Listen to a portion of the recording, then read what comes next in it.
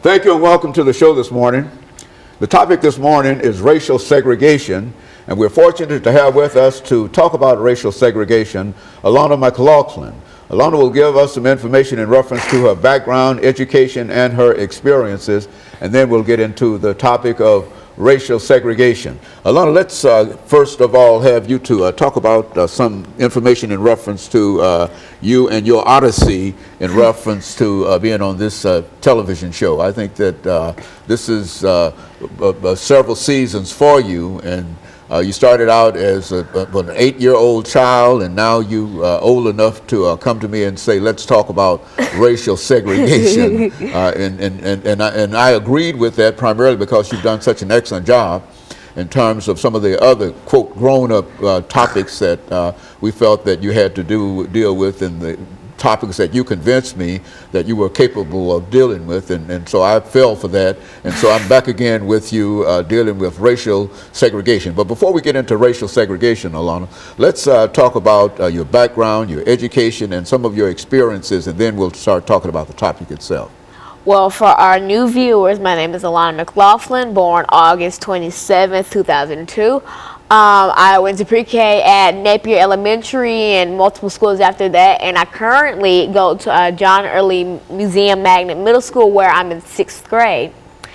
Now, I'm very involved in church and other activities. Actually, this upcoming summer of 2014, I'm going to be attending the Junior National Young Leaders Conference in Washington, D.C. And if you're not familiar with the conference, it is basically where children all around America come together for a 1 week in Washington, D.C., which is parents free, where you experience Washington as a living classroom instead of being just a tourist or a resident of Washington. And so I'm very excited for that. And I'm also heavily involved in my school, church, and any activity I can really get into. Like at school, I'm on our debate team, the student council, everything I can get into, really. I was previously on our STEP team, and I hope to be a cheerleader next year when I get into 7th grade. And in church, I'm on a lot of committees: the United Methodist Women's Committee, the Acolyte Committee, the Usher Committee. I try to help it when I can, because I just feel like that's my duty on earth. Very good. And of course, Lana, you've been involved with a lot of things. But now let's look at the topic that you're dealing with today, racial segregation. Now, what would you say about that? How would you approach that topic? Racial segregation. When the average person would hear that, they would think, the 1900s, Martin Luther King marching, MLK, Malcolm X type thing. But then racial segregation was more than just, the Jim Crow era, or just African Americans in segregated buses or sit-ins or anything. But it was way more than that. It expanded from just African Americans, Europeans, Ukrainians, Germans, Italians, because almost every race has experienced racial segregation. Now, going as far back in African American culture, you would think slavery. African Americans were enslaved and made to work and beaten if they did something wrong, or just beaten for their slave owners' amusement. And so that's as far back as I can previously think of for African Americans. But then for Europeans and Ukrainians and Germans, the Holocaust, or in the 14th and 15th century, Europeans were segregated just like African Americans were in the 19th era. And so basically, racial segregation just expands from just African Americans to just a lot of other places, like mulattoes and Europeans and just all races, really, because at least almost all races have experienced some type of racial segregation. Very good. And so it's really general in terms of, and is that why you wanted to talk about racial separation and segregation, not only in the United States, but racial separation and segregation all over the world, because you believe it's general and it's a problem everywhere you find it? Because not a lot of people really know that. Like, so I could hear somebody say, oh, no, white people, they didn't experience racial segregation. It was only black people when Martin Luther King had a march for us, or the Rose Park situation. It was more than that. It was almost all races. And so from that perspective, when we come back, I want you to sort of delve into what you consider to be some of the major elements and some of the major things that has to do with racial segregation and racial separation. I think you've already indicated in a real sense that it's general and all over the world and everywhere. And I think that I can say from some of the things that you've said on this program itself that you are now enlisting yourself into the war against racial separation and racial segregation. And of course, we're going to talk about that. And we'll be back with you following this very, very short commercial break.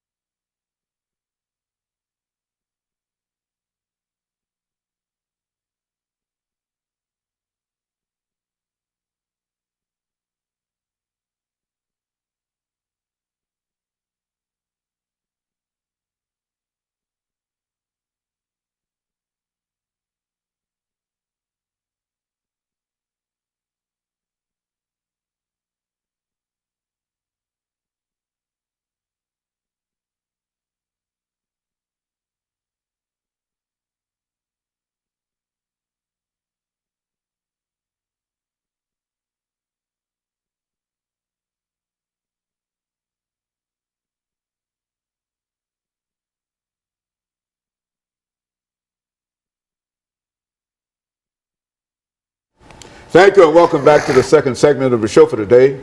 The topic is racial separation or racial segregation, and Alana has given us a taste of some of the things that she believes will play a very, very significant part in terms of separating the races. Let's pick up from where we left off when we spoke with this last segment, Alana. Well, for viewers just turning in, I am indeed Alana McLaughlin, born August 27, 2002. I'm 11 years old.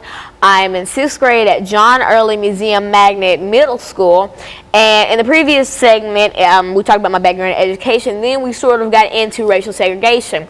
Now, in the first segment, I stated that racial segregation was not only for African Americans, but it was all over. And most people don't really realize this, but it is always happening. It's still happening now. Like, for instance, once I went into a shop and I looked at an expensive piece of jewelry, a necklace, and then a sales lady, she looked at me and she said, "Do you really think you can afford that?" Because I mean, I wasn't all really done up that day. You know, my hair was crazy. I almost had on pajamas, leggings, and so basically, that still is racial separation, because a lot of people don't really realize that we have overcome that era and that it's no longer African Americans are poor, and I don't even like that mind frame that people use nowadays.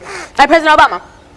We did expect it, but we never knew that we would have a black president, because there are still people today who crazily think that, oh, black people are ghetto and that they're only good for making food or cleaning, and that they're all bald-headed and they all listen to rap music. I don't think I'm bald-headed. I'm fully black. I have an African-American mother and an African-American father. I don't think I'm bald-headed. I don't really like rap music. So that's a stereotype that I don't like. And then there's a stereotype about Caucasian people who they all drink Starbucks and they're all blonde to like Instagram, this social media website, don't even get me started. But that's crazy, and that's still people using this mind frame of they want to separate people. Like there's still people today who think Hispanics only eat tacos, or they're poor in the lower class. It's crazy. I mean, because have we not already overcome this? Did Martin Luther King not die for this? Like, he didn't die for this. He died so that we could all think we were all equal and that we could all be equal, because we are. He didn't die for African American boys, or any boy, for instance, to be walking down the street with their pants at their knees, and this stereotype of the African Americans are dangerous people who carry guns and knives, and all of them have weave, or it's crazy, and I don't like it, because I actually, when I go down the street or when I see anything really, I always on TV it's depicted as African Americans are this way or that way. Then there are the African Americans who think that they're higher than people, and I just think that we're all equal. We're all one, basically. We're all made in the image of God. I don't think that she's higher than him or he's higher than her. The highest up would be God to me, and I may be wrong. but I don't think I am. And so basically, I just want us to all be equal because we are, and I wish people would see that. Like, I am sick and tired of going on Facebook and seeing someone say, I saw this girl, she got robbed today by this black girl, and just cut the black out of it, okay? Okay, that black part did not need to be added. Okay, she got robbed. Okay, that could happen anywhere. A Hispanic girl could have robbed her. A white girl could have robbed her. A black girl could have robbed her. What is it about African Americans that make people think that we're all so dangerous, that we all love fried chicken and Kool-Aid? And this is stuff that I've seen on the internet. I once read a blog post on Tumblr that said that African Americans' favorite food, that their favorite meal was Kool-Aid and fried chicken. That is the most stereotypical racist thing I have ever read in my life, besides reading some of these U.S. Supreme Court cases. And now back to now back to racial segregation, because I kind of got off topic. Now, see, as I said in the first segment, that the earliest sign of racial segregation was slavery. Now, if you're not familiar with slavery, slavery was when African Americans were enslaved by Caucasians or people of different races. I'm not going to single white people out, but then they were enslaved by different races and made to work and clean and cook because that other races thought they were higher up on a financial or on just a regular scale than us African Americans or us people of different races. And so they thought that, hey, we can abuse them or we can batter them and we can just kick them around for our own amusement, because at the time that was something funny. And now, see, when I look back at this, I still see people who think that we're in slavery days. I still see people in my own, not in my community, but like in my own little bubble of world, in the places I go, I still see people who think that black people aren't good for anything. And this is stuff that I see on social media, on Facebook, Vine and stuff. And then people want to make jokes out of it, and it's not funny. I mean, like, that would be like you going up to a Jewish person and drawing a swastika on your hand and saying, ha, ha, ha, ha, you're in the Holocaust. Like, that's not funny. You don't joke about that stuff, because that's just not funny, basically. And so I'm just trying to get the word out and just tell people that, hey, I mean, just let's move forward instead of going back into the past. I mean, yes, we have to learn about the past to make the future. Like, I wouldn't be preaching right now if I didn't know about Martin Luther King and his struggles and Malcolm X and all. But I still say, let's just not recreate the past, because not all of it was pretty beautiful. So how about we recreate a future where we all think we're equal and we love our neighbor, instead of, just hating people and thinking that we're better than people, because we're all equal. Nobody's better than anybody.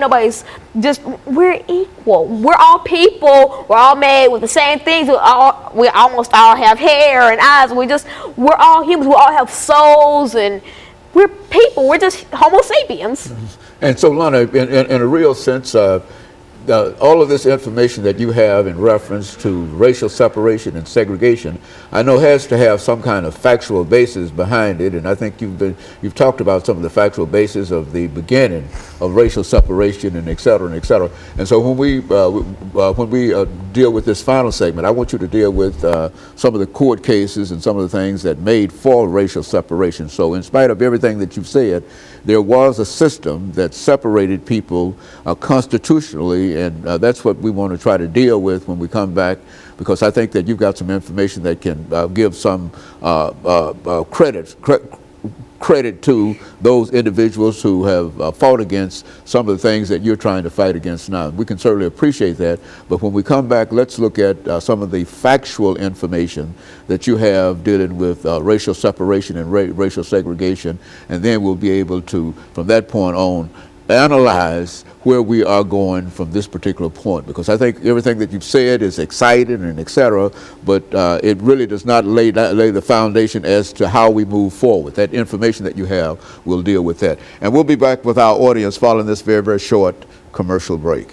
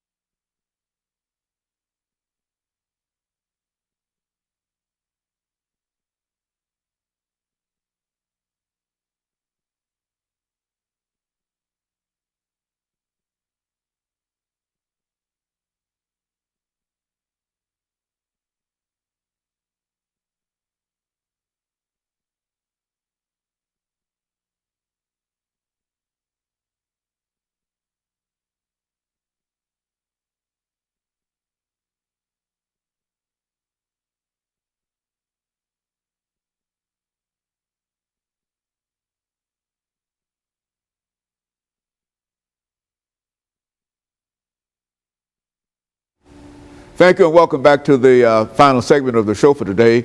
The topic is racial separation or racial segregation, and Lana has given us quite a bit of information in reference to her attitude toward equality and her attitude toward the separation of the races. But Lana, let's look at it a little deeper in terms of some of the other information that you have.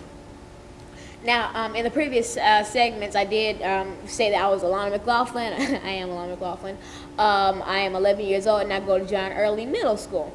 Now, then that was the first segment of background education. Now, in the second segment, I talked about how my views on racial segregation and racial separation, you know, the bus boycotts and Rosa Parks' situation, and Dr. King and how he marched for us and Malcolm X. Now, this last segment, I want to get down to a more of a factual basis because in the previous episodes, I have given more of a commentary basis. Now, let's talk about board versus education. Now, I think that the majority of African Americans are familiar with this U.S. Supreme Court case. Now, but if you're not, I'll give you a little basis on it. The Brown versus the Board of Education was a case that basically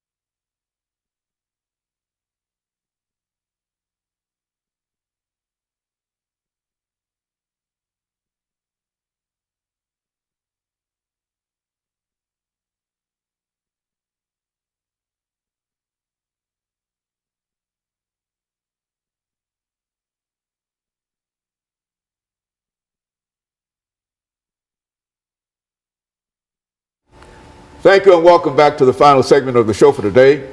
The topic is racial separation or racial segregation, and the guest is Alana McLaughlin. Alana has given us some information in reference to some of the things that she believed to be important in her own personal life, and I think she will talk about some of the factual information in reference to separation and segregation. Let's talk about it from that perspective, Alana. As Dr. Haney already stated, my name is Alana McLaughlin. I am 11 years old, and I go to John Early Middle School. Now, in these past segments, I've given more of a commentary based on like my opinion on it and how I feel and how I'm tied into it. But now I want to get down to more of a factual basis. Now, let's talk about the Brown versus Board of Education U.S. Supreme Court case. Now, I think the majority of African Americans are familiar with this case, but if you're not, I'll give you a little basis on it.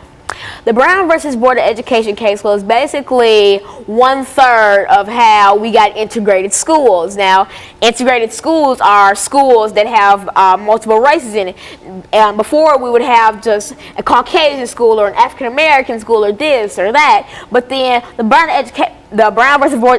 Brown versus Board of Education case basically said, hey, what's wrong with having integrated schools? I mean, because we already see African American kids who have Caucasian friends. Martin Luther King, for instance, he had a Caucasian friend, but then he was forced to stop meeting with his friend because his parents thought he was in danger of a Klan incident because he was friends with a Caucasian boy and he was African American. Now, see, integrated schools, basically. If you're familiar with like the Little Rock Nine, then you should know a lot about it, but then let me talk about the Little Rock Nine. The Little Rock Nine were a group of 9 students who went to Central High School in Little Rock, Arkansas, who basically said, you know what, they were basically the first people to really join in with the Integrated Schools Act. And so that's basically how we got integrated schools. Now, Brown versus Education, as I've previously stated, said that, you know, we need integrated schools. There's nothing wrong with it. And that's basically almost like how we got segregation ended. But then the Brown versus Board of Education case focused more on school and education, as segregation focused more on just daily life and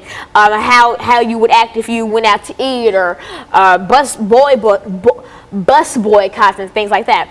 Now, another famous case is the Plessy versus Ferguson U.S. Supreme Court case of 1898. Now, on June 7, 1892, Homer A. Plessy was removed from the East Louisiana Railroad train and arrested by Detective C.C. Kane at the corner of Royal and Press Street for civil disobedience and violating the 1890 Louisiana Separate Car Act that separated railroad passengers by race. This soon inspired the Plessy versus Ferguson U.S. Supreme Court case, which stated that the state law which required East Louisiana railroads to segregate trains had denied him his rights under the 13th and 14th Amendments of the United States Constitution. Now, if you're not familiar with the Constitution, I suggest you look that up. But because, see, I'm just going to jump right into it. Basically, this case was talking about Homer Adolph Plessy versus John H. Ferguson. Now, Homer A. Plessy, as I previously stated, was taken off a East Louisiana railroad car and arrested for civil disobedience because he apparently violated the 1890 Louisiana Railroad Car Act. Now, see, basically, the people who sold him his ticket sold him the ticket for a whites-only car, knowing his race. So basically, they set him up to fall. So personally, I think that that he was not at fault for anything because he was not aware that he had a whites-only ticket until he got on the bus, and then Detective C.C. Kane came up and said, "You're under arrest for civil disobedience." Then he finally went, "Oh, they sold me a ticket for the whites-only car when I'm obviously African-American."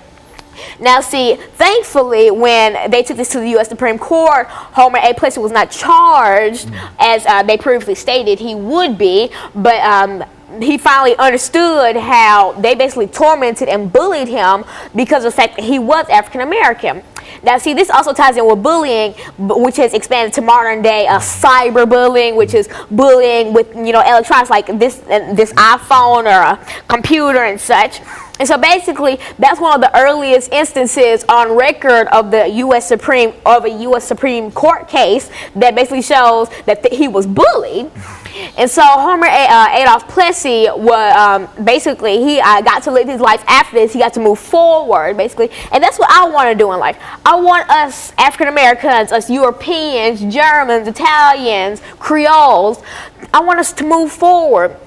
Because I know that there will always be a place and we'll always have to look back and say, hey, we were in slavery and that we were in the Jim Crow era. But then I want us to move forward from that. I want us to make an era where we get to teach our children not to go around with their pants hanging at their knees or to do this to make a living. But I want us generation, because we're going to be the future leaders. My generation, we're going to be the people who kids have to look up and I look up to. And I don't want the future kids of the world to look up and say, hey, I want to be like this. I want to have a body full of tattoos. I want to curse out everybody in my path, and I want to dress like this because I want a generation of classy, sophisticated people. And I'm not just saying that African Americans are saying that, oh, we should do this and do that. It's anybody. I want us to have a race of people who can be leaders, not people who other people look at and say, I don't even want my child around that. I don't want my child to be around to see this, because I want a generation where people can say, oh, I'm just so glad I raised my child like this. I don't want a generation of, look at that hooligan robbing a store. And I don't want a generation of stereotypes. Now, if you're not familiar with stereotypes, you probably already know one, like the black people only eat fried chicken and drink Kool-Aid stereotype. Those are types of stereotypes where people think that a race does this, but really we don't. I mean, not all African Americans like fried chicken and Kool-Aid. Not all African Americans dress like this or listen to that, because we're all unique. I mean, with the same skin color, we're all Homo sapiens, but we have different personalities because we're all different. But then we're all the same. From a big view of it, we're all the same, but then from a little view, if you look at every little aspect, we're all different. And so Lana, if looking at the Brown versus the Board of Education and Plessy versus Ferguson, you were able to bring some foundation in reference to separation of the races and et cetera. But in spite of all of that, you still believe that that it is the destiny of mankind to come together and everybody's supposed to be able to love one another and accept. Now, how does this leadership conference that you're getting ready to attend, how does that fit into your perceptions in terms of What Dr. Hand is referencing to is the Junior National Young Leaders